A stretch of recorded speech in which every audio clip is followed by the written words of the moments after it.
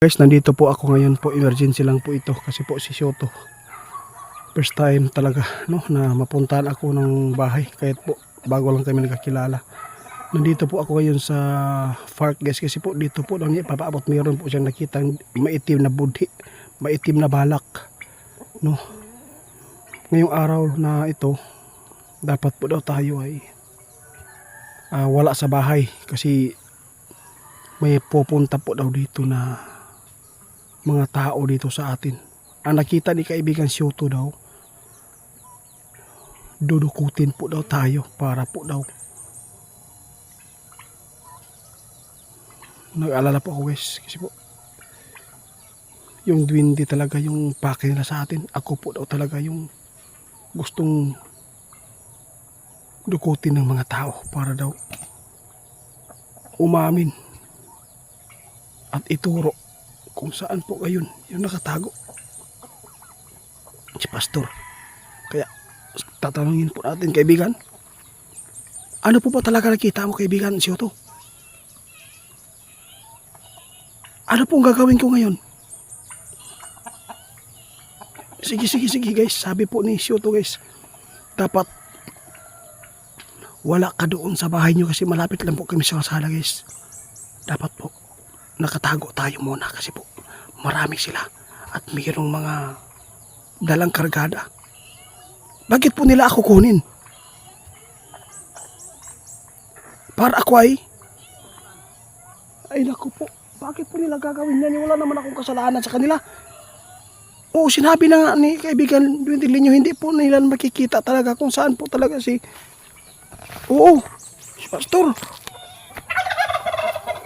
Ha? Hindi po sila kontento.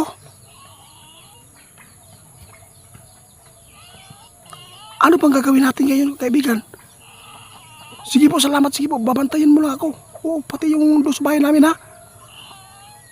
Ako talaga yung naiipit dito, guys. Di ko talaga inasahan, guys, na si kaibigan, si Shoto, guys, pupunta doon sa bahay natin para lang ipaabot.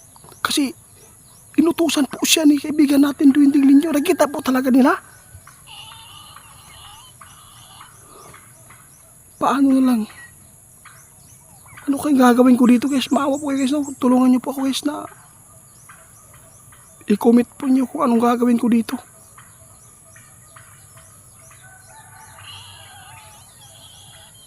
Sige, maraming salamat kaibigan. Oh, sige po. Salamat po sa pagbabantay po nyo sa amin ngayon ha.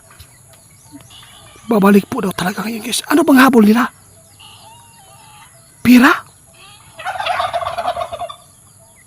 Guys, sabi po ni kaibigan Shoto, pira talaga ang kanilang gusto guys. Gusto po nila makuha yung reward. Bakit nila ako pipilitin kaibigan? Hindi naman po makikita pala ni kaibigan Linjo kung saan nagtatago yung tao. Oo nga, alam ko po kaibigan, hindi lahat po ng ipagawa ng tao guys sa duwende makikita po nila kahit makapangyarihan din sila, pero hindi lahat ng bagay pwede nila makita.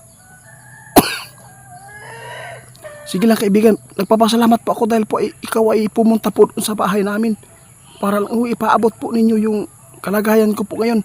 Ngayon guys, dito nakita na po ni kaibigan natin Shoto, napapunta na po talaga yung mga sasakyan po ngayon dito sa area kung saan tayo nakatira, kaya dapat ako makaalis dito ngayon guys.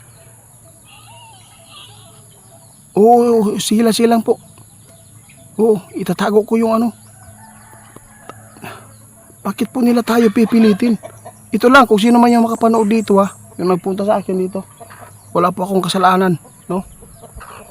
At saka, hindi po nakikita ng mga duwende. Sinubukan ko na sila Duwendilin na kausapin ko, nakikita pa nila yung tao nagtatago ngayon doon sa inyo. Grabe, ipaglaban po ninyo yung kapwa nating Pilipino. Huwag po kayong magpapadala sa ibang bansa. Kung mayroong magbibigay ng parusa, alam na po ninyo yan. Kung nagkasala man siya o hindi, pira lang yan, hindi yan madadala sa ibang. Nako, damay pa ako dito. Shoto, hindi ka ba alis dito? Sige po, salamat po. Huwag ka lang mag-alala po. Oo. Ngayon, mag-i-impake muna ako para doon ako sa taas ngayon sa bahay kung saan ako nagtatago kahapon. 3 sasakyan po yung pumunta dito sa atin, guys. Kahapon, pero ngayon, hindi ko alam kung ilan. Basta sabi ni kaibigan ninyo, ako daw yung pakay ngayon. Kaya inutusan po agad si Shoto para po ipaabot at emergency talaga ito, guys. Sana po ay malayo pa sila. Makikita po ba sila kaibigan kung saan na sila? Sige po. Hindi po yung nakikita ni kaibigan natin, guys. Salamat kaibigan ha. Guys, hanggang dito lang muna, guys. Dapat maka-ready na ako.